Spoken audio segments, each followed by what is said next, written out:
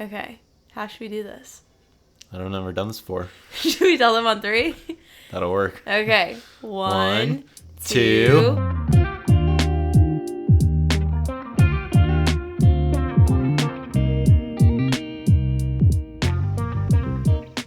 Hello, and welcome back to the Nourish with Purpose podcast. It's Bailey. And Nathan. And I hope you're having a great Wednesday or whenever you're listening to today's episode. Today we have a really exciting announcement. I think it's something maybe people are expecting. I don't know. Do you think? They shouldn't be surprised. Okay, shouldn't be surprised. But before we get into all the details about that, we have to start with the segment of how we're nourishing our mind, body, and spirit, which, of course, this is Nathan's least favorite thing probably to do, is be a guest on the podcast. But I like to have him here, and I wanted him to do this segment with me because I thought it might stretch him a little bit to think outside of the box. I know it's, for me each week, it's always difficult to think about something new that I might be doing, but it can be something you've just made habit. Not eating Cheerios for breakfast every morning probably is going to be your body one, but hey, whatever. All right, so Nathan, how are you nourishing your body right now? I would say I'm nourishing my body by this year. I'm 27 years old, and I've decided that every day this year I'm going to do 250 push-ups. So that's been my goal so far, and it's going well. Obviously, not super far in, but hoping I can keep up with it the whole year, and by the end of the year it'll be 91,000 push-ups. So yeah, that's insane. I'm excited. That's insane. That is something I would never make a goal for myself. I was like, maybe squats is something I could do. Upper body strength is not there, so that's super impressive. And I feel like 91,000, like, your arms are going to be, you should have added like a squat goal in with that. Yeah. Oh well. Your arms might be kind of like Popeye, and then no. I'll just do that when I'm 28, I guess. There you go. Year of 28 is 250 squats a day. Yeah, I like it. How I'm nourishing my body, I would say something for me that's always been really fun and really enjoyable is making sourdough, but it's something I haven't done for a few weeks at least. And we go through a lot of bread when it's in the house. We like to do like sourdough pizzas, avocado toast. That's usually our Sunday morning before church thing. And I think I probably for a majority of it, have eaten like almost an entire loaf in the last, about 48 hours. It's been bad. It's just kind of like our go-to. Yeah. It's nice to have with meals, but I think sourdough is the most nourishing thing. And I think it also is a way for not only to nourish my body, but also my mind. If you're listening, you probably know that I used to struggle with kind of disordered eating, but more specifically when it came to starchy carbs, so like breads and pastas and rice. And sourdough was a really healing thing for me to learn how to make. So it always kind of fills both of those buckets, I feel like. And I just love having it around because it makes making meals a lot easier when we can do just some simple things. Or like for my pre-workout recently, I've been doing a slice of sourdough with some peanut butter, half of a banana, and then a drizzle of raw honey, and then a sprinkle of sea salt and cinnamon to help balance blood sugar because it is very high carb, low protein. But I love that as my pre-workout. So that would probably be how I'm nourishing my body. Okay, how are you nourishing your mind? I am nourishing my mind by every day after work, I try and take our dog Luna outside and just throw the ball with her for a little bit and play fetch because I know how much joy it brings her. And it's just nice to, after a long day of work, to just kind of do something mindless and know that she enjoys it and get outside. And it's been a good experience. Yeah, I would agree with that. She loves it too because when we're working at home, she's just like laying on the couch and she asks to go outside so many times throughout the day. So it's nice that you do that. Yeah, and then you just got to keep her distracted so she's not chasing the squirrels or playing with the ducks. Yeah. We definitely have a lot of squirrels in our yard. I feel like that she just like can watch all day long. Yeah. Okay, so then how I'm nourishing my mind. I feel like a big thing for me is direct sunlight, and I'm going to sound like a broken record when I say this, but even when I was making supper this evening, I feel like today's been very just stressful. There's a lot of things that I'm working on. a lot of things I'm trying to like get in order before the beginning of October. And so that's just felt like a lot of screen time recently, which I don't love. But even when I was making supper, I was cutting vegetables in front of our window that gets like the best direct sunlight in our kitchen. And I feel like that just kind of flips my mood. I think that kind of complete opposite, honestly, of being on a screen and all the blue light, to have that direct sunlight is just super refreshing. So, okay, then lastly, how are you nourishing your spirit? I am nourishing my spirit by, I would say, when we pray before every meal. That's something we've done for a long time now, but it's always good, just the intentional time to pray before you eat, and doing it together allows you to connect and just continue to grow in your relationship. Yeah, and I feel like something we always do is we alternate between meals, which sometimes I forget, so then we'll like close our eyes and fold our hands, and then I like look at you and I'm like, oh, it's my turn. Okay. And then we do it. But yeah, that's something I feel like we've done since the beginning, like since we got married. Right. It's just kind of alternating each meal, praying together. Yeah, good. Yeah. For me, I would say,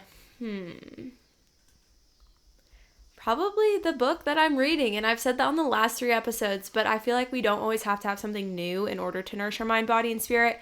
I am a creature of habit and routine, and I love that. And so that's just something I've consistently done every morning. And I was talking to somebody this week, and I said, I just feel like the outlook of my day is so much different when I start it sitting outside, eating my breakfast, reading Run with the Horses is the book I'm reading right now, and reading through the story of Jeremiah. And it actually today was talking about the fallen world and all of these like really dark and demonic things that were happening in Jeremiah's town that he grew up in. Biblically, like, I don't even know what the time frame was. But it was really interesting just to kind of see the correlation to what I see in the world right now.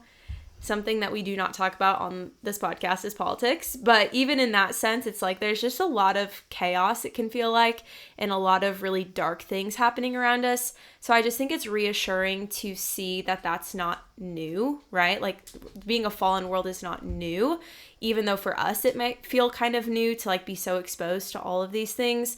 It was just kind of reassuring to see how Jeremiah, like through the 8-year-old king that then was in rule and changed the culture of their city, Jeremiah then preached, and just the whole story of that was super interesting. So that is definitely how I'm growing in my faith, just learning much more about the Bible. And I think reading about specific characters can help kind of expand that knowledge, which I'm really liking about that book. All right. Should we jump into the announcement? Should we just get it out there? What we're really going to do today, we're going to give our announcement, which by now you're probably like, yeah, Bailey, okay, we know what you're going to announce. But I'm also going to, and we're together, going to just answer some questions that I feel like you might have. But I just kind of am assuming that because you haven't actually asked me these things, but it's probably some of the most common things we get asked when we tell people this. So if you haven't caught on by now, should we say it on 3? Let's do it. Okay. 1, 2, 3. We're pregnant. Surprise. It's been so hard not to say anything, and I feel like with every episode that I've recorded since finding out, Nathan's like, you're alluding to it so much. I'm like, how are you not supposed to talk about it when it's like the number one thing on my brain all the time? And I'm talking on a podcast to myself, basically. Well, talking to you, the listener, but we're sitting in a room with each other, but usually I'm sitting in a room by myself to record. And I'm like, how? Like when I feel so terrible or when I, was nauseous, which luckily that's pretty much past, but it's like, how do I not say what's going on? It's so hard. And I'm a good secret keeper for other people, but I feel like for myself, we could probably both agree I don't keep secrets about myself very well. Right.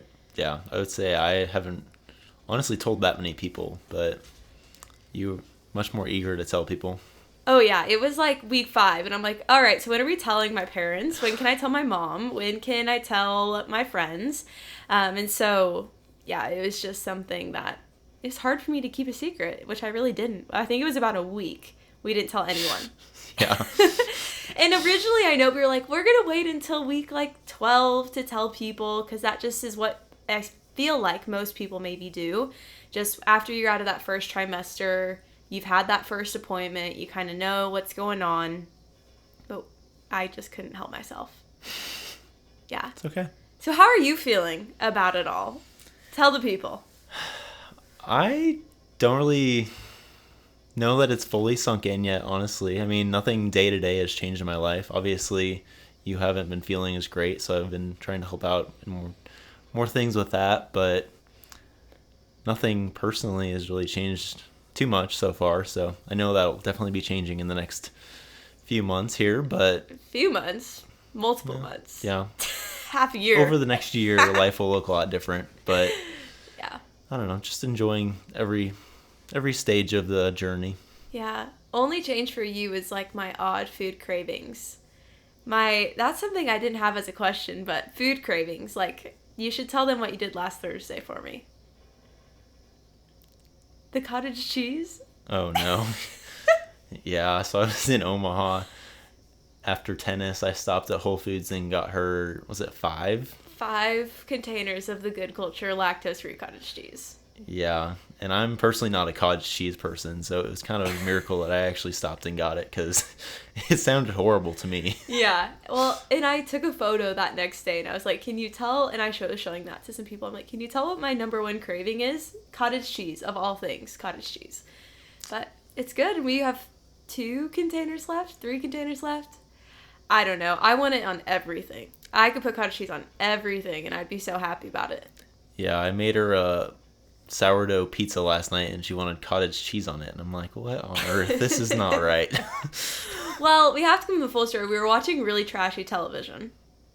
Fair. We started watching The Secret Lives of Mormon Wives, and if you need really just honestly trashy TV to watch, but you need entertainment, because I have no drama in my life. That's the thing we can both agree on. Like, neither of us have really any drama ever in our lives. We live on like a little secluded island on our farm, and you know, we talk to the people we want to talk to, and it's just not it's eventful. It's fun, and I think we can both agree on that. We like this lifestyle, but not a lot of drama, so we usually get that from our TV, which that is definitely the one that we've gravitated towards this last week. But yeah. There's only 8 episodes, though, so it won't last too long. No, we'll get through it this next week, and then we can go back to watching something more wholesome, like Parenthood or something. Right. Oh, yeah. So yeah, what else? Any other thoughts on that? No?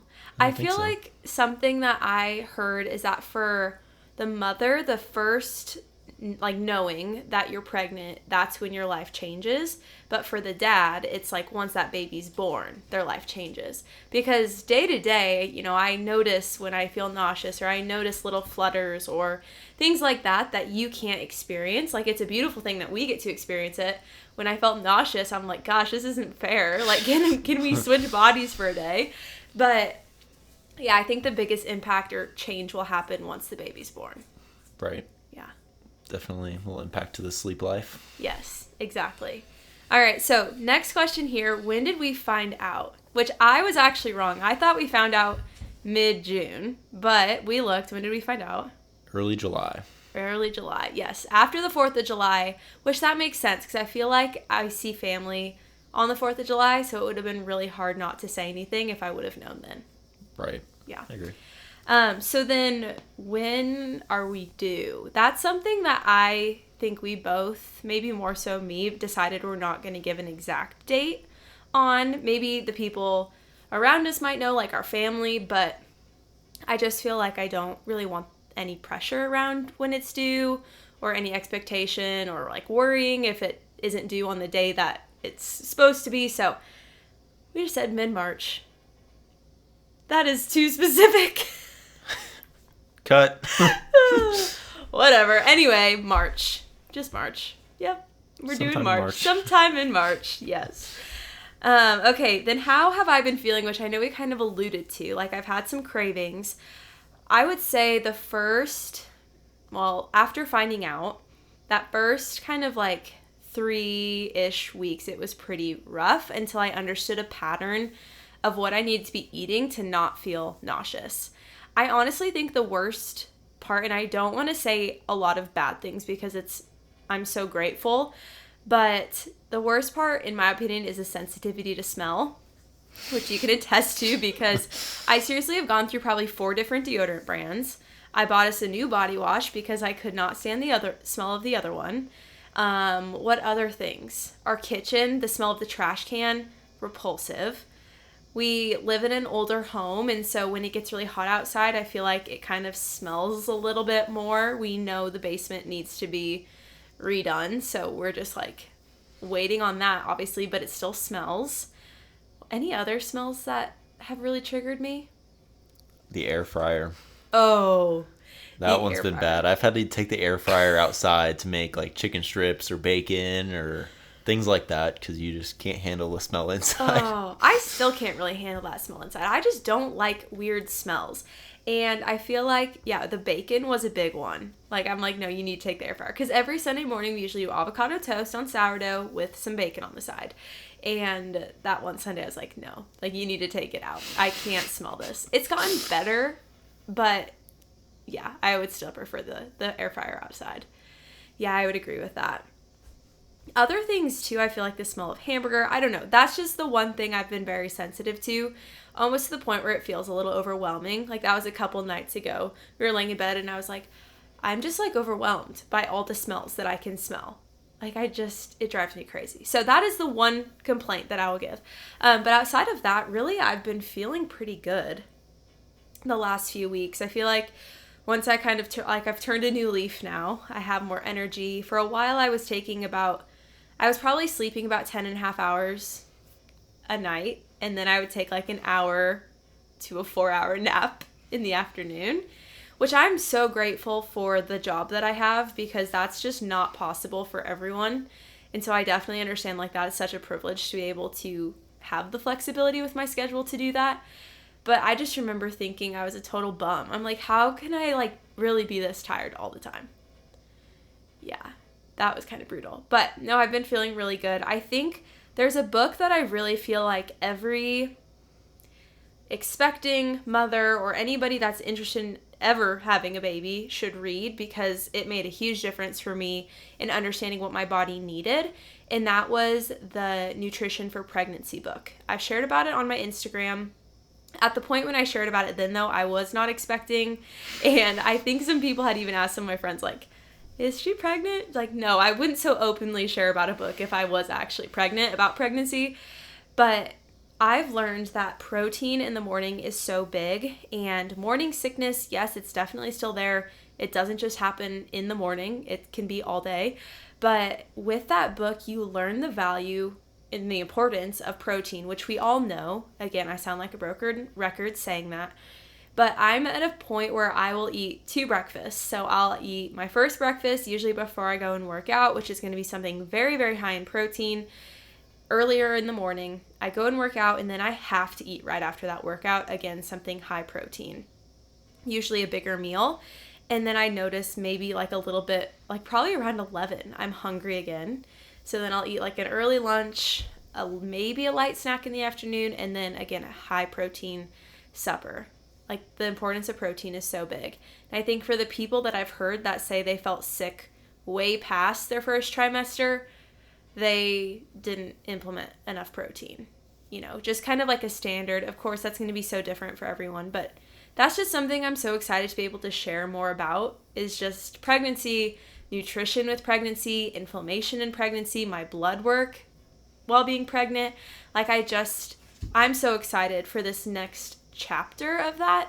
I feel like there's been so much I've wanted to share, but obviously I haven't because we hadn't announced it publicly, but that I'm excited to share about both on the podcast and just on social media about like how am I actually eating day to day while being pregnant, because there's so many myths. There's so many things like, and I'm not even going to get into it, but I'm very passionate, and you could probably attest to that. Like I'm very passionate about nutrition, especially during pregnancy, and just the importance of fueling your body and eating enough, really. Yeah, definitely. It's an everyday thing. It's fun though, because you're always trying new recipes, and it's just an exciting. You get a benefit from this, so. It's true. I know. I told him, I'm like, my ultimate dream of a job would be to be a food blogger. Like, just to be able to cook all day long, take videos of it, take photos of it. And then I'm like, really, then you benefit from it because you get to eat the good food. You know, it's like a win-win. I don't know, maybe one day down the road. But yes, something kind of coming back to pregnancy I've been very passionate about is nutrition during pregnancy and all of the things they tell you not to eat while you're pregnant, and just the lack of validity to any of it just kind of is comical at this point. So I will definitely share the more controversial things that I'm doing probably, but not on today's episode. We're not going to get that into the weeds. But moving on to our next question. Are we finding out the gender? Yes, we are. Yeah, long story short, yes, we are. We can't wait to find out, at least for me. I went shopping with my mom, this was 2 weeks ago maybe? And I'm like, it's just not even fun to shop when you don't know what the gender is. Like, how do people not find out? I would lose my mind. So we'll find out week 20, right?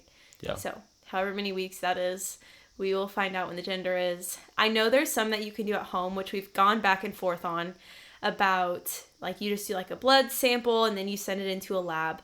But I think we both kind of agreed, like, there's some beauty in just having patience for some things. Yeah. I think we definitely agreed it was the right choice to make. Yeah, you said too, it like shows just not saying we're so mature, but like it shows a different level of, I think, maturity too, and like we can just be okay with what it is now and enjoy this kind of lull time, because there'll be plenty of time to do a nursery and to get clothes and to look through my baby things and do all of that. It's a long 9 months is a long time, but it's also not a long time, but just enjoy the stage you're in. Yeah, exactly. Okay, what is one boy name that we like but won't be using? For me, that is going to be Michael. My family has a lot of Michaels between my dad and my brother and my brother-in-law. It just feels like anywhere you turn, there's a Michael. So if you're in my house, just say Michael and someone will respond. But yeah, it's been used and abused. We're not going with it. Not using that name. All right. What's a girl name that you like but will not be using? I really like the name Cleo, but as much as I love the name Cleo, we did have a duck earlier this summer, or this spring, named Cleo, and unfortunately it was one of the 4 that did not survive. Cleo somehow disappeared one night. We forgot to put them away, and the rest of them are fine, and they're alive and well, but Cleo is the poor one that did not survive. So we never saw Cleo after that night, and I just feel like it might be a little morbid. I really love our ducks, but Cleo just, won't be one that's used. Okay, couple more questions here. What are you most excited about? I am most excited about, again, just starting a new journey, new stage of life, getting to watch our kid grow together. And everyone always says the time goes super fast, so just try my best to enjoy the moment and not take it for granted. Mm-hmm. What are you most excited for? I feel like, I don't know. It's hard because, and I've told this to you before, but I've had such vivid dreams and visuals of what I think our family will look like one day. Just like with the first gender of child we have, and then the next, and whatever happens after that. So I feel like for me, just like that moment after I deliver, and I know like there's either confirmation to those dreams and visualizations or there's not, which I'm fine with either.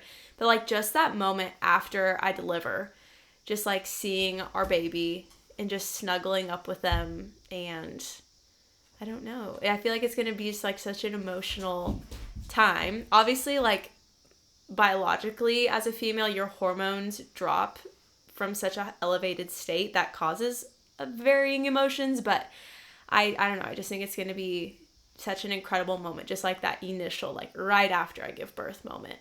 I'm just really excited for that. Yeah. Okay, what are you most nervous about? I'm most nervous about driving to the hospital. Yeah. Since we don't live we live about an hour from where we're going to have the kid at the hospital.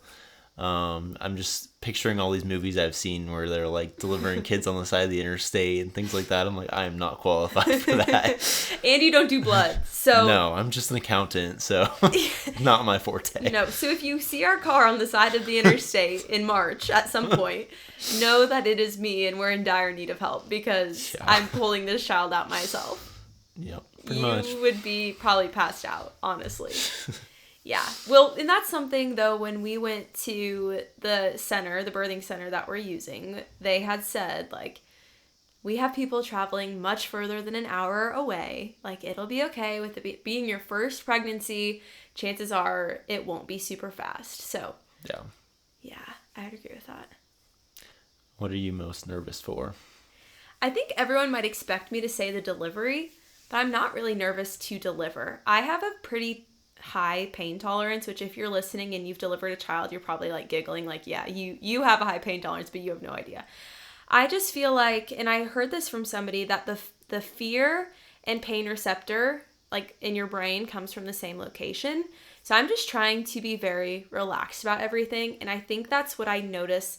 Probably the people around me are more worried than I am about the whole process. So I'm really not worried to deliver. Yes, I want to do it naturally, but I'm not nervous about that. I think I'm more nervous about, truthfully, like being in the hospital environment.